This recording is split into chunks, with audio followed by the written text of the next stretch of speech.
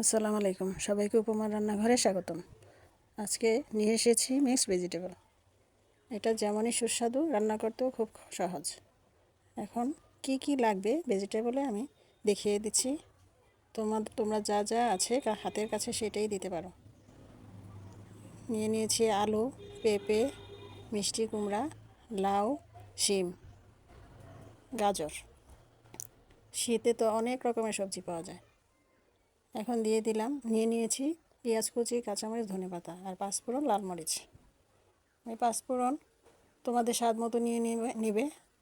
আমি এখানে 1 চামচের মতো নিয়ে নিয়েছি। এখন একটি প্যানে পরিমাণ মতো রান্নার তেল দিয়ে দিলাম পাঁচফোড়ন আর শুকনো মরিচগুলো। এখন ভালো করে ভেজে নিচ্ছি। একটা সুন্দর গ্রান আসা পর্যন্ত এটাকে ভেজে পেঁয়াজ কুচিগুলো দিয়ে দেব। আমি এখানে 2টা পেঁয়াজ নিয়েছি, মাঝারি সাইজের। এখন পেঁয়াজগুলো ভালো করে ভেজে নিচ্ছি। দেখো কত সুন্দর হয়ে এসেছে। এখন দিয়ে দিলাম আদা রসুন পেঁয়াজ বাটা। এখন এটাকে আবার ভালো করে নেড়ে চেড়ে কাঁচা গন্ধ যাওয়া পর্যন্ত ভেজে নেব। এখন দিয়ে দিব বেশ কিছু পরিমাণ বাদাম বাটা। বাদামের সাথে আমি 3 রকমের বাদাম, দুধ আর কিছু পরিমাণ কিশমিশ দিয়েছি। তোমাদের হাতের কাছে যেই বাদামই থাকুক সেই বাদামই দিও। বাদামটা দিলে সবজিটার টেস্ট অন্যরকম লাগে। এখন বাদামটাকেও ভালো করে ভেজে নিচ্ছি কাঁচা গন্ধটা যাওয়ার জন্য। খুব ভালো করে নেড়ে চেড়ে দিতে হবে। এখন যেই সবজিগুলো শক্ত থাকে সেই সবজিগুলো আমরা আগে দিয়ে দিলাম স্বাদ মতো লবণ। সবজিগুলো আগে দিয়ে ভালো করে কষিয়ে নেব। যেমন পেঁপে,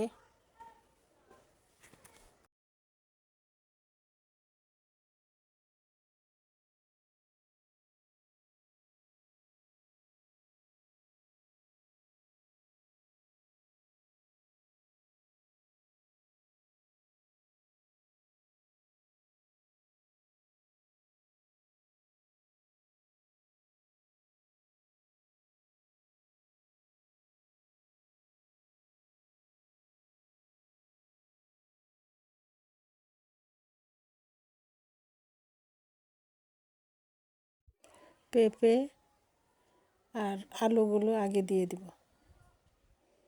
এভাবে 3 কোনা করে কেটে নিয়েছি আমি। তোমাদের পছন্দ মতো তোমরা কেটে নিতে পারো। এই সবজিটা ভাত, রুটি, নান রুটি, পরোটা, পোলাও সব কিছু দিয়ে খেতে খুব মজা লাগে। আর তোমরা কে কোথা থেকে এই রান্নাটা দেখছো আমাকে কমেন্টসে জানাইও। এখন দিয়ে দিলাম পরিমাণ মতো, রঙটা আসার জন্য সামান্য পরিমাণ হলুদটা দিয়ে আবার আমি ভালো করে নেড়ে চেড়ে নিচ্ছি। এখন নরম হয়ে এসেছে। দিয়ে দিলাম নরম যে সবজিগুলি, লাউ, মিষ্টি কুমড়া,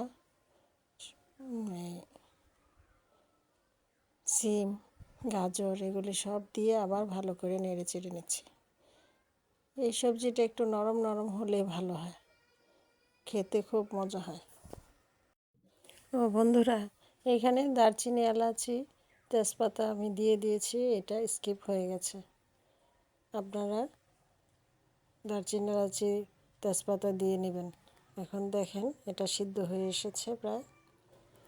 আমি 20 মিনিটের মতো রান্না করব, এটাকে করে নিয়েছি।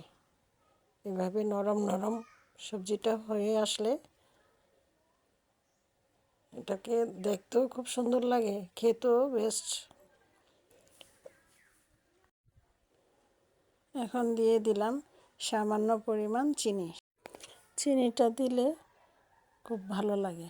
আপনারা যদি পছন্দ না হয় দিন না।